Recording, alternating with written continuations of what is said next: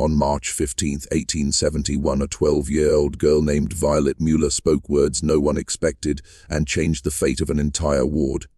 She was slight, braided hair, eyes like winter light. She moved through St. Michael's like someone carrying paper, thin maps of other people's guilt.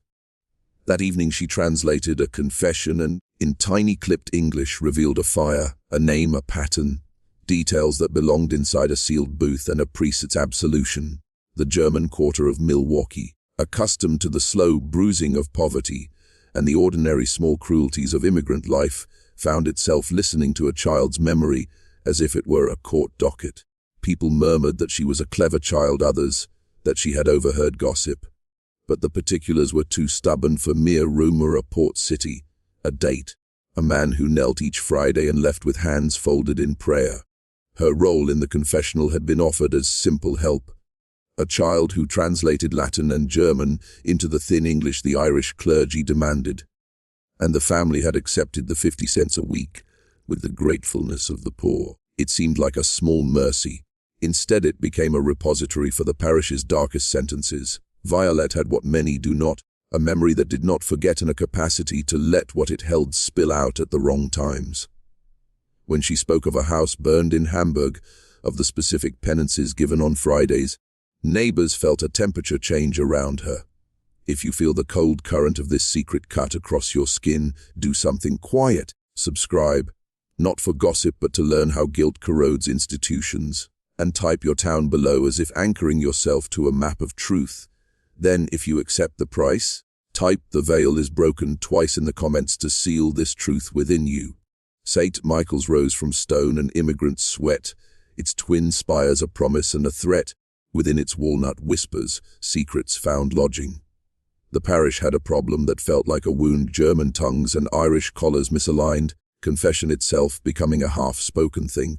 Father Patrick O'Brien, a man of stout faith and uneven sobriety, could not fill the gap. He spoke English like a cathedral bell and German like a child's first word, and the parish leaned into that fracture. So small Violet moved into a role that was both humble and enormous. She sat in a small alcove behind the priest's chamber and turned Latin absolutions into German and German shame into the English the clergy could understand. The setup functioned like a mechanical translation of sin, and Violet performed it with the unassuming precision that hunger and habit create. Yet she did not merely translate, she retained. Names, dates, small admissions of theft, threats, and the weird domestic cruelties of a poor ward lodged in her like sediment.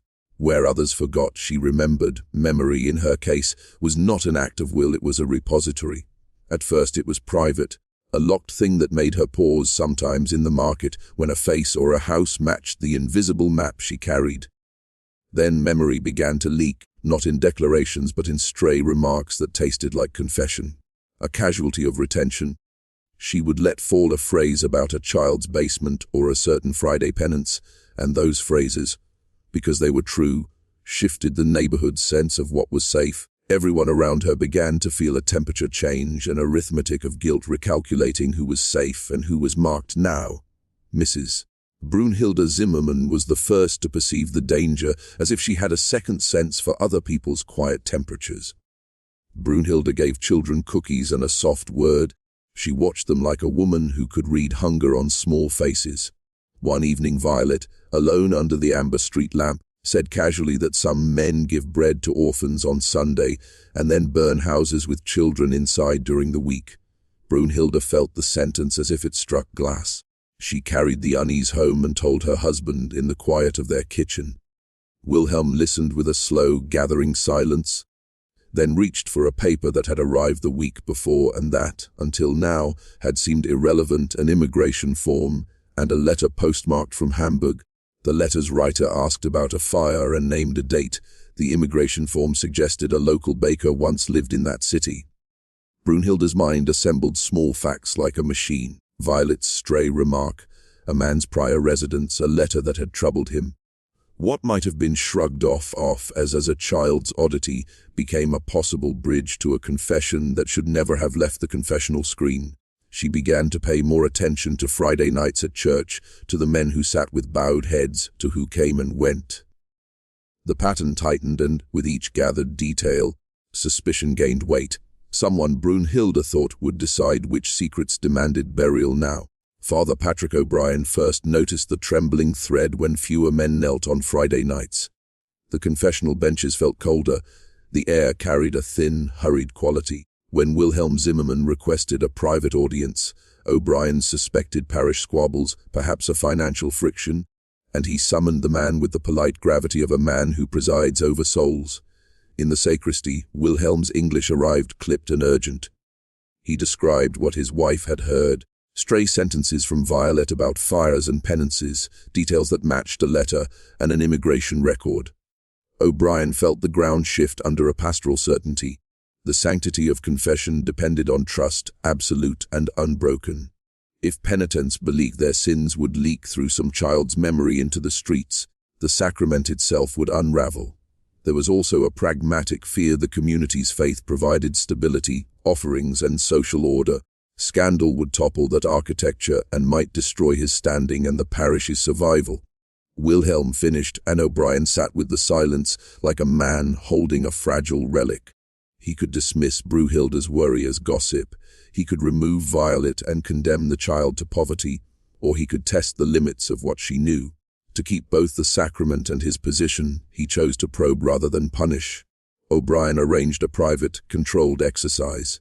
He would ask Violet questions under supervised conditions, present hypothetical names and fabricated sins, see whether she betrayed the inner lives of the parish. The plan felt surgical, clean, decisive, but it carried its own moral rot. Before the test, O'Brien wrestled with the theology he had been taught. Confession is between penitent and God, mediated by the priest, sealed by absolution. He had never imagined a third party, a child's ear, sitting in that seam. He rationalized his experiment as care for the flock determined whether the girl's memory was a hazard and, if so, remove her gently. He did not yet perceive how testing curiosity could look like surveillance, and how surveillance easily curdled into protection of secrets at any cost. He did not yet understand that once a community begins to shelter its own dirty bones, it can quickly justify every measure that hides those bones. If you have followed this far, take a small ritual step now. Type, "The veil is broken," twice in the comments to seal this truth within you and return when you can. O'Brien's test was staged like a benevolent interrogation. In the sacristy, he placed Violet in a chair and spoke slowly, offering scenarios and feigning ignorance. He tested her recall with small things, market stalls and street names, the cadence of a neighbor's cough. She answered with precise, dispassionate clarity. Then he asked about patterns. The man who always confessed on Friday evenings, the penitents who received penances involving long prayers, the towns where fires had occurred. Violet did not fabricate. She produced a ledger of memory. Her responses were full and specific. She retraced confessions with dates and details that matched both the letter and the faint memory O'Brien had of conversations in the church. The priest felt the room shrink around his own pulsing fear. He had expected error, childish invention, or at most fragmented echoes. Instead, he encountered a catalogue, names, times, penances, and the moral shape of confessions he had assumed sealed. O'Brien told himself he sought care, remove Violet quietly, provide for her family, preserve the sacrament's integrity. He did not want a scandal, he told himself. He wanted a remedy. But as he listened to evidence accumulate like snowfall, he noticed something else. Certain names in Violet's list corresponded to men who had already died or been injured in ways once called misfortune. He thought of Klaus Brenner crushed beneath a falling barrel, of Otto Steenberg tumbling from a roof, of Hinrich Wöhmer felled at cards by a sudden heart attack. Each had been a Friday confessor at times that matched Violet's recall. O'Brien felt the air compress around his chest as the possibility arrived someone had been erasing people whose confessed sins might have become public. He held the names and felt the first irreversible compromise and pray for mercy. Deaths that might once have been folded into parish life now read like deliberate punctuation marks. Otto Steinberg's fall from the church roof troubled neighbors because he had been steady and careful. Klaus Brenner's crushing under a brewery vat felt like a catastrophe no one could blame on chance. Hinrich Wöhmer's sudden collapse at a card table acquired a different meaning when memory braided with Violet's stray sentences. Each loss hardened the community's throat. Patterns shape belief. Friday nights, once full of kneeling men, began to empty. The confessional's right hand slot that used to host a rotation of parishioners thinned into occasional silhouettes. Some men switched to Saturday mornings, others stopped confessing to avoid encountering Violet. Ritual loosened as people invented excuses to avoid the booth that now carried risk. For the Muellers, the change was practical and immediate. Violet's 50 cents a week was not a trifle. It kept coal on the stove and bread on the table. Hinrich and Greta weighed every coin against the new hostility they felt in the streets. To remove Violet's role would shield her, but condemn the family to hunger. Poverty and survival sharpened choices into compromises.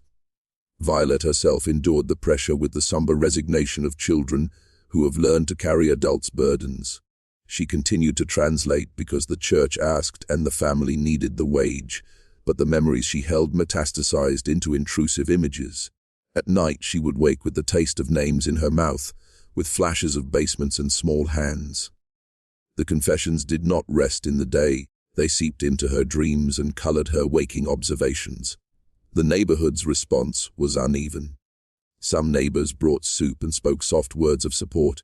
Others began to avoid the Muellers as if proximity might spread the burden. Social kindness frayed into silence and omission. In small towns, a community's refusal to act is a kind of violence, and the Muellers began to feel its pressure in quiet ways: fewer invitations, curt greetings, the folding up of ordinary favors. It is easy to be safe when you look away. It is harder to bear the cost when history insists on being remembered, when a child's memory refuses erasure and a parish must choose whether to bury truth or live with consequences today. Brunhilde's private inquiries tugged loose threads that many preferred left stitched. She visited the boarded tavern once owned by Hinrich Wollmer under the pretext of buying property, and the widow, bereft and cautious, permitted inspection. In the cellar, iron fixtures bolted to support beams suggested restraints. Floor stains and scratch marks told a story that a neighbor could not easily erase from mind. The discovery turned worry into a command to act. Word moves slow in close quarters, but it moves. Wilhelm relayed the cellar findings to Father O'Brien and watched the priest's jaw tighten like a man biting down on a secret. O'Brien's face was a study in slow arithmetic, pastoral obligation balanced against institutional preservation. He recognized the evidence for what it could be, but he also recognized how the church's ruin might follow if the revelation spread. He resolved to keep the matter contained, telling himself that sheltering the parish could prevent wider ruin. Containment required decisions. The first impulse among those who protect institutions is to control information. O'Brien counseled silence in private meetings, suggested alternate confession schedules, and quietly advised families to be discreet. He also began to think in terms the parish had not yet needed: surveillance, substitution, and selective forgetting. The priest who once preached confession as a path to salvation now rehearsed arguments for secrecy as mercy. For Violet, the world narrowed. Neighbors frowned, fathers clutched their hats. Men who had been friendly no longer offered greetings. She understood the economy of secrets in a way that made her childish protests sound foolish. Yet she continued to translate because she could not quite imagine refusing the church's request, because she wanted her parents to eat, and because obedience had been hammered into her like a nail. Her translations grew more haunted, delivered with that flat clarity that made lines seem like verdicts. In quiet corners of the parish, other forces gathered: men who calculated risk and profit, who had learned in old countries how to turn co-option into safety. They watched Violet with appraisal that felt like threat. They whispered about letters from Hamburg, about identities obscured by time and distance, and about men who had slipped quietly out of the world. Their whispering was the sound of a society deciding what to sacrifice to remain intact. Some would bury truth beneath embers and ledgers, others would sharpen the knives of silence. Pressure tightened like a rope around the parish as decisions hardened into plans. Men who had once taken comfort in the church's routine now met in the dim corners of taverns to speak in terms that were no longer pastoral but transactional. They discussed reputation as currency and secrecy as insurance. Father O'Brien, who had begun with tests and guarded rationales, found himself sitting with men who spoke of options. Relocation threats, even the buying of silence through debt and favor. The parish's moral language thinned into operational terms: who could be persuaded, who could be paid, who might be removed by an accident that looked accidental. Men with business to protect counted risks as accountants count columns. Moments that once required confession now required calculation. The ledger of human fallibility had become a ledger of peril. Violet moved through this sharpening as if through a narrowing tunnel. She felt the city's gazes and the way hands averted from her parents. Children who used to play at her doorstep stopped coming. The girl who had once translated whispers now felt words returning to her in kinds she did not ask for, words that presaged danger. At night she would wake with certain images arranged like a puzzle: a name, a place, the time of a confession. The pattern tightened. In private, O'Brien rationalized harder choices. He told himself he would protect the many by sacrificing the few. He believed the math of preservation, the calculus of parish survival. Old men in taverns nodded. The idea of removal shifted from rhetorical to practical plans: ask the girl to leave, offer passage to another city, negotiate her silence with charity payments to her parents. Each plan contained an ethical rot disguised as mercy. And yet, the final turn into violence always runs through small compromises first. The parish's custodians began to rehearse those compromises in whispers, and the air inside St. Michael's changed from sanctuary to instrument. If you are listening, act as witness with a small motion. Type "the veil is broken" twice in the comments to seal this truth within you. Make the words count, speak them like a binding. The next morning, strangers walked near the Mueller tenement, men offering charity that felt purchased.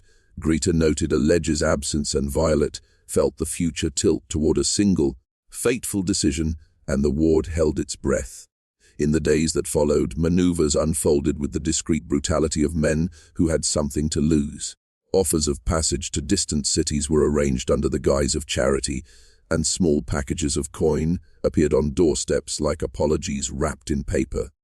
A stranger began to loiter near the Mueller's windows, watching the family's comings and goings with the careful attention of a man marking time. Violet noticed him once and later found a scrap of paper with a name she had heard only inside the confessional. The presence felt like a calculation, a deterrent, a warning, or a first move. Men who measured outcomes also measure fear, and fear can be shaped into compliance. The Muellers received the outward trappings of kindness, but Violet read the rhythm beneath it. An older boy who once played with her faltered in the street, and when she asked why, he claimed he had a cough. He never returned to play again. The arithmetic of withdrawal continued. Father O'Brien convened private conversations that became less confessional and more like council sessions. He spoke about discretion and the necessity of preventing ruin. He arranged for alternate confession hours and spoke privately with men he trusted, men who represented breweries, bakeries, and taverns. They promised quiet, they issued warnings, and they negotiated a rough calculus of safety that always favored preserving reputations rather than pursuing truth. At night, Violet's dreams thickened into the kind of listening that is not simply remembering, but anticipating. She walked through visions of rooms she had never seen and heard voices that matched names she had translated. Memory in her had become a dangerous instrument with its own will. She found herself repeating phrases aloud without intending to, like a conduit creating signals it could not control. The neighborhood noticed. Mothers tightened hold on children. Shopkeepers closed earlier. The community waited with hollow faces. The ward waited with hollow faces. Brunhilde could not remain idle. The woman who handed cookies to children became a guardian in a quieter way, watching doorstep shadows, timing footsteps, and offering soup with hands that shook only at night. She attempted small resistances. She sat with Violet as often as she could, kept an extra lantern burning on the Mueller stoop, and pretended the neighborhood's changes were age and winter, and not anything more sinister. But the geometry of quiet is exacting. Kindness cannot always thwart design. Wilhelm, too, felt that he had obligations beyond curiosity. He approached Father O'Brien with a plea that was simple and dangerous. Remove Violet from duty, but provide another income to her parents. Find work elsewhere, create a story of relocation. O'Brien listened and allowed the notion to exist in his head as if it were a remedy, a transfer, a small stipend, a way to protect the child while preserving the sacrament's secrecy. Yet proposals that require secrecy also require accomplices, and not everyone in the parish could be trusted. Offers came from unexpected sources. A man who ran a bar on 3rd Street suggested that Violet could find a place with relatives in Buffalo. Another whispered of an aunt in Ohio who could take her in for a small fee. These offers were wrapped in courtesy, but bore the whisper of purchase. The Muellers considered acceptance because survival gnawed louder than principle. Each option tasted like abandonment. Violet, overhearing fragments, felt the world become a ledger of exchanges she had not consented to. Her translations increased in ferocity. She began to deliver confessions with a bluntness that suggested a strange compulsion. Statements like a child reciting multiplication tables, exact and unyielding. Her voice could cut through denials and polite evasions. It served as a mirror that refused flattering reflections. At night, alone in their small room, Greta held Violet and tried to explain the adult world in careful terms. She spoke of mercy, of duty, of practical necessity. Violet listened with the solemnity of someone who already knew more than she should. Greta could not convince the child that silence was a kindness. To Violet, silence meant the erasure of truth, and truth had weight in her bones. The conversation ended with Greta pressing coins into Violet's palm, a plea to any ear that might still listen. As tensions rose, men who once hummed hymns together now spoke in haggard undertones about damage control. A local tradesman offered the Muellers a sack of coal with a note attached. An offer dressed as charity, a hint of purchase behind the kindness. Another man suggested silently that if Violet were to be moved out of town quietly, the smells of scandal would fade. These gestures were not unanimous. There were parishioners who recoiled at the notion that people could be parceled away to protect reputations. Violet sensed changes she could not name. Her translations became abrupt and more frequent. She sometimes interrupted prayers with a phrase that belonged to another time and place. At a market, she once turned and said a woman's name that belonged in a confession about theft and cruelty, and the small woman's face went white. People looked toward the Muellers as if proximity to truth might stain clothing. Children stopped asking their mothers for permission to visit Violet's house. Brunhilde took a bolder step. She began to attend more church services and stayed afterward, watching who arrived and when they left. She observed a pattern. Men who confessed on Fridays were later seen in groups late at night, talking with faces down and hands restless. She shared her observations with Wilhelm, who grew increasingly alarmed and determined to protect the family in whatever way he could. Short of open accusation, which would have unleashed a legal and moral chaos the community could not contain. The pressure manifested in small terrors. A pile of stones knocked loose near the Mueller's doorway at dawn, a window was smashed with a rock that left no fingerprints, and an unmarked envelope full of coins arrived with a warning scribbled on the inside: "Silence is mercy." These acts were threats without spectacle. They were meant to be understood and then ignored. But silence is difficult to maintain when a child remembers everything, when she translates for a priest and cannot simply set down the archive now. A plan took shape not in one voice, but in many small approvals. Men whispered alternatives until one emerged with the veneer of mercy: offer Violet a place elsewhere or provide her with passage out of Milwaukee. It was easier to consent to relocation than to name what had to be erased. Father O'Brien drafted a story of gentle transition. In private, he told himself he was saving a child's life by removing her from the community's dangers. The men who had mouths in the guilds nodded and promised travel funds. But plans rarely remain only plans when fear adds momentum. A stranger with brass buttons and a patient face appeared in the pews and kept his seat after Mass, asking questions about orphanages and ways a child might be sent to a distant relative. Offers were framed as benevolence. Lines were crossed when these offers carried the undertone of purchase. That undertone gnawed at the edges of any moral justification. Violet questioned less and watched more. She felt herself folded into choices made by hands she did not trust. Greta tried to prepare her for travel as if it were a holiday: pack warm clothes, greet people politely, accept charity. Violet packed but did so with a child's disquiet, holding on to tokens. Brunhilde's cookies, a scrap of a prayer card. Like anchors against the flood, she clung to facts as if facts were lifelines. The parish's interior logic hardened: protect the institution by protecting its reputation, and the community's health would follow. In the calculus, Violet's youth complicated the arithmetic. She was both less and more than an adult secret keeper. She could be moved, but movement could also inflame curiosity. Men argued over details: who would speak to the family, who would provide funds, what story would be told. They practiced phrases and places like actors rehearsing a play they hoped would pass as truth. She sensed the flood, could not name its source.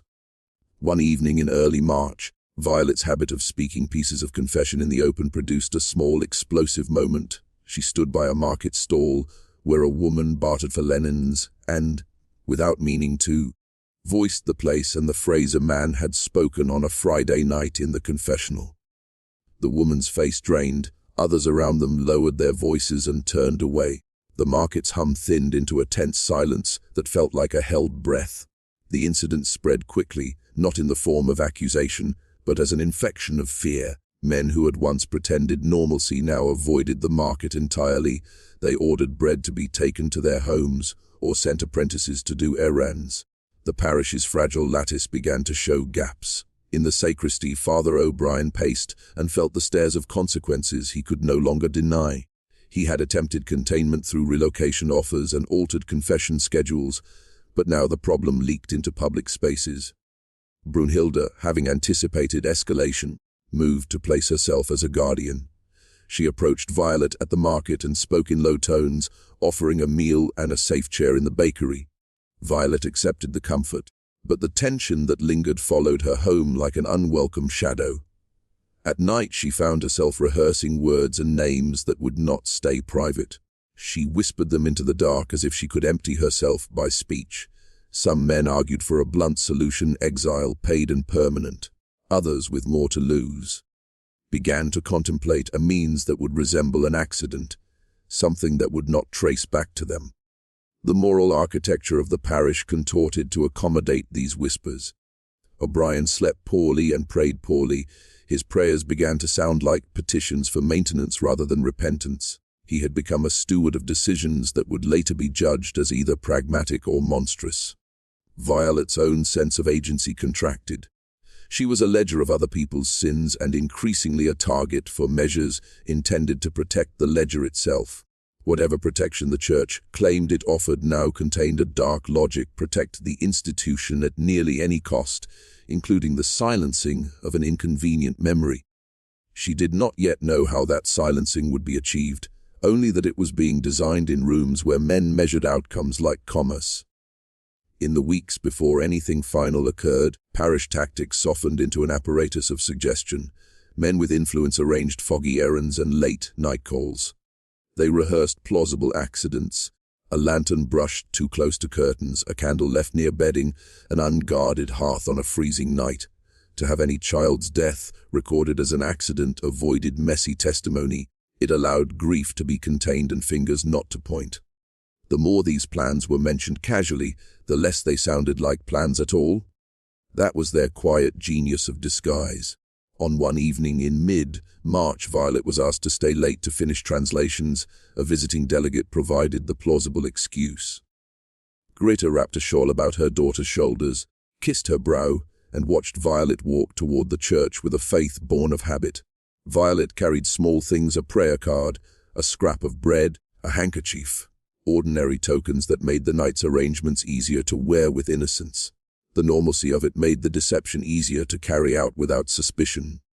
Inside St. Michael's the light fell in columns, candles made the woodwork glow and swallowed small sounds. Men moved like low tide, carrying intentions folded under coats. The confessional's dark walnut swallowed the hush of whispers. Violet sat and translated, turning one confession into another, making sins legible between languages. She was doing what she had always done, transmuting shame into absolution. Outside, the night narrowed like a throat closing around a sound. Greta waited in the cold tenement with a patience that was no longer restful. She ate slowly, cleaned a plate twice, and listened for the key. Each step in the street made her stand at the window and then sink back relieved or hollow, depending on what she heard. In the church, plans moved along invisible rails. A few men were present and said little, conserving breath for later justification. Others paced and told themselves that relocation was mercy. The space between intent and action narrowed into a single terrible possibility. No one among the planners imagined themselves monsters. They framed their designs as protection. Mercy and expedience tangled until they were indistinguishable, and in that tangle the parish found the moral language it would use to explain away whatever came next. They rehearsed phrases until language itself became a veil, convincing themselves words could make guilt disappear and lives would be spared. The morning after the small decisions hardened into intent, the Mueller tenement awoke to a bell that sounded wrong, higher and more urgent than a weekday toll. Smoke unfolded from the top floor like a secret being revealed. Greta, roused by shouts, ran into a corridor that had been turned to confusion. Neighbors banged on doors and voices called out for water and blankets. Flames took a room quickly where a single oil lamp had been left too near curtains. The story would later say, "Fire has the terrible generosity of making everything visible. It shows what was hidden by day and leaves ragged, burned outlines where modest domestic life had been." Neighbors formed a human chain to pass what possessions they could out into the cold. In the chaos, someone screamed that a child was still inside. Men ran toward the stairwell with a rough, panicked courage, and among them was Wilhelm Zimmermann, who kicked through a door to find smoke and heat. The neighbors reached Violet's small bedroom and found the room charred and blackened, and a child's small form among the ruined bedding. Rescue became rescue of memory. Neighbors sifted through burnt fragments for anything that might tell how the flames started. A candle's melted wick, a smear of ash, the copper of a lamp's broken hinge. These became artifacts in an inquiry that the police were content to fold into a single word: accident. Father O'Brien arrived and prayed over the small gathering. He clasped hands with the shaken and recited rites. He placed his hand on Greta's shoulder with the practiced gentleness of a man trained to make meaning from loss. Within 3 days, church ledgers would vanish in a fire that officials called an unfortunate coincidence. Father O'Brien's hands bore marks. Powder burns, he claimed, came from cleaning a rifle. Whether his explanation satisfied anyone is a separate story. The visible fact was that wood and paper and the record of confessions no longer existed. The ward had a child less to feed, and a parish with its skeletons scalded into absence. People whispered about accidents and about very different kinds of insurance and possibility. The official record is gentle where life is jagged. The police called the Mueller fire an unfortunate accident, an oil lamp, a careless moment, winter's draft. The funeral wrapped grief in ritual. Father O'Brien spoke of heavenly consolation and earthly fragility. Many preferred that explanation because grief is more bearable when it makes sense. Yet beneath the parish's public face was a private disquiet that refused tidy closure. Brunhilde could not settle in an official narrative. She had held proof in her hands. Iron fittings bolted to cellar beams, stains that could not be explained away, and a pattern of men whose deaths followed confessional Fridays. She had watched Violet speak with the clarity of a mind that contained too much, and then watched the child extinguished under the rubric of accident. The burning of the church's confession ledgers days later felt to her like deliberate complicity. Father O'Brien maintained that his powder burns came from cleaning a hunting rifle, and some accepted that claim because it offered a simple coincidence. Others regarded the priest's injured hands as a symptom of a parish that had armed itself against its own secret history. The presence of powder marks on a man's hands in the weeks surrounding accidents invites questions, and where questions exist, curiosity follows like a hound. Whatever the motive, the disappearance of the ledgers changed the calculus. Paper that once held confessions was reduced to ash, and with that ash came the erasure of recorded sins. Names shifted from documented pages into rumor and memory. The parish's record now bore an empty space where truth had been written. That absence is not neutral. It is power. For some, the official story was mercy. For others, it was evidence of a community willing to trade truth for stability. The choice, in either case, demanded an accounting that the parish did not want to make. People who feared reprisal learned to speak in half sentences. Others who grieved found no language to name complicity. The Mueller family remained bereft and watched as kindness curdled into avoidance. Brunhilde moved through the ward like a woman with a map burned out at its center. She kept her memory as a ledger no official could touch and refused to let the child's silence become ordinary. Her refusal became a quiet resistance that would not be erased. Brunhilde's persistence became the sort of stubbornness history sometimes rewards. She collected small artifacts, a turned-down collar of a man who visited late, a ledger of names memorized by neighbors, a scrap of correspondence that referenced shipments and payments.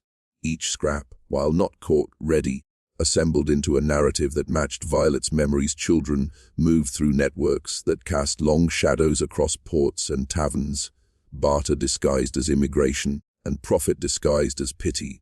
She took what she could to the constable, a man whose allegiance lay more often with the appearance of peace than with the messy business of digging into parish affairs. The constable listened politely and suggested patience, citing lack of proof and the dangers of stirring unrest. Law is a shelter for those who can pay for its services and a barrier for those who cannot. Brunhilde's paper scraps were small tinder against institutional inertia. Rumor, however, is a different kind of force. Words travel where warrants do not. Brunhilde began to speak with a few trusted women, and those conversations broadened into a quiet testimony. Mothers traded notes and names across porches, laundresses shared odd arrivals, and an apprentice at the brewery remembered a man who left with a child's toy. The memory of Violet lived in these tiny exchanges like a contagion of truth. As truth spreads in tatters, it changes the people who carry it. Some grew bold enough to adjust confession schedules publicly and invite inquiry. Others retreated further into the protection of silence. The parish split along invisible seams, those who wore the church's authority as armor, and those who felt its weight as accusation. In any community that mirrors itself across commerce and faith, choices multiply into obligations. Brunhilde, small and fierce, learned to keep records in secret. She stitched together a ledger of her own, a list of names and times she could remember, and that she had heard Violet repeat. It was not elegant, it was survival. If official pages could be reduced to ash, then human memory remained the last stubborn record. She vowed to preserve it. She hid her list in a hollowed Bible and whispered names to a sympathetic reporter from the city who visited rarely. That risk tethered her to the possibility of exposure, but she preferred the danger of truth to the certainty of silence. Her ledger became a seed and witness. The city beyond the ward is never immune to the quiet explosions that occur in its neighborhoods, but the machinery of attention is selective. A reporter with an appetite for scandal did visit, the one Brunhilde had whispered to, and he wrote an account with the soft violence of a plate engraving adjectives, insinuations, and the careful omission of claims he could not prove. The article landed in the city papers like a pebble thrown into water. Ripples formed but were arrested by institutions that feared exposure more than clarity. Some men left the ward in tidy caravans under the pretext of business ventures or family calls. Their departures read as normal migrations. They took their ledgers of habit with them and left behind conversations that were circumspect. Others remained and tightened their networks. They sat in taverns and calculated ways to make the present forgetful. For the Muellers there was no migration, only the slow shrink of options and the constant ache of absence. Father O'Brien found his nights hollow with prayer that did not seem to change anything. He visited the ruins where paper had been and felt both a clerical duty to absolve and a secular terror of exposure. Guilt is a peculiar companion. It cohabits with rationalization. He told himself he had acted for the good of the many, that the survival of the parish required hard choices. But the pawned coin of those choices did not abolish the face of the child he had seen at the back of the church. That face came to him unbidden in the vestry, and his conscience, like an old clock, began to run its own stuttering time. In corners where memory had not yet been burnt, people murmured and kept lists. A few courageous souls took to sharing names in whispers that became testimony. Mothers organized midnight watch rotations, not to confront violence, but to ensure the presence of witnesses. The ward's social fabric altered into a patchwork, some stitched for concealment and others for exposure. The pattern of secrecy had become a living thing. It sheltered those who fed it and preyed on those who did not. Brunhilde's hidden ledger continued to be one stubborn history. Years fold over neighborhoods like blankets that hide stains. The ward continued with businesses and baptisms and the clatter of daily commerce, but the contour of trust had been altered. Children born after the night of the fire learned a censored version of events. Adults learned to avoid certain questions. The parish continued to ring bells and collect tithes, and the church calendar marched forward with its steady insistence. But in private, the community rearranged its moral inventory. Father O'Brien aged with the weight of choices he had not once imagined he would make. People called him a man of piety and a steady hand. Others later described him in harsher tones. He remained in the parish, his liturgy unchanged, and yet his privacy contained an ache that prayer alone did not cure. He visited graves and left small stones. He read names and then marked none of them down because the ledgers were gone. Guilt tends to privatize itself in rituals. It calls for small acts of atonement that do not erase the past. Brunhilde's ledger persisted in the way a smoldering ember persists beneath cold ashes. She passed her notes to a granddaughter who moved across the country, and those words were eventually retold to a journalist decades later, as all persistent small histories find ways into larger narratives. When the ledger's names were once again spoken aloud, they did not restore what had been taken, but they altered how the tale would be told. Memory, kept and shared, outlives an official story.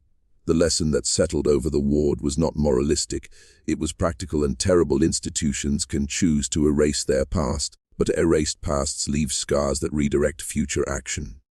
Some families left quietly and never returned. Others learned to interrogate the gloss of official accounts, to distrust the neatness of explanations that demand no labor from conscience. Violet's voice, though snuffed from the world, moved through people like a stubborn song, one that taught the living how to listen for truth and how to keep it alive.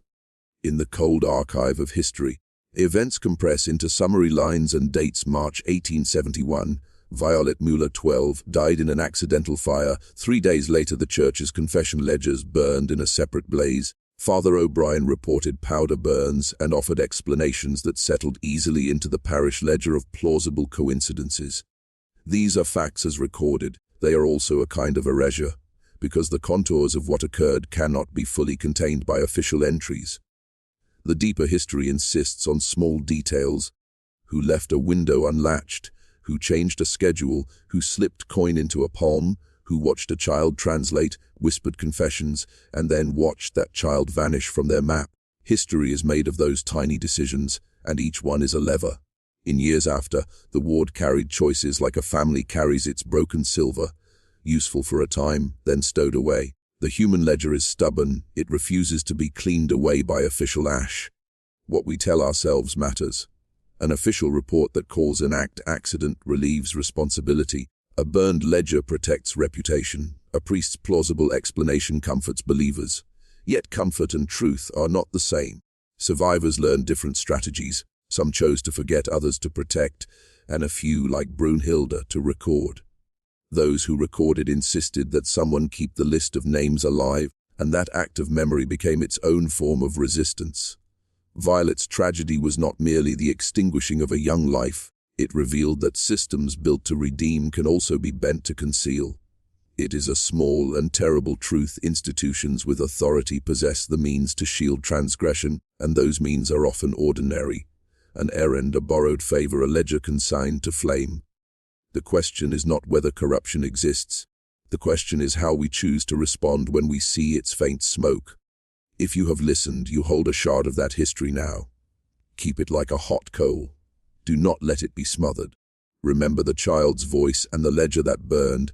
Let them teach you the cost of silence, and let them remind you that memory itself is a form of justice. Pass the names forward when you can. Write them down. Whisper them to children. Refuse to let tidy reports replace human memory. In bearing witness, we become the ledger that cannot be burned.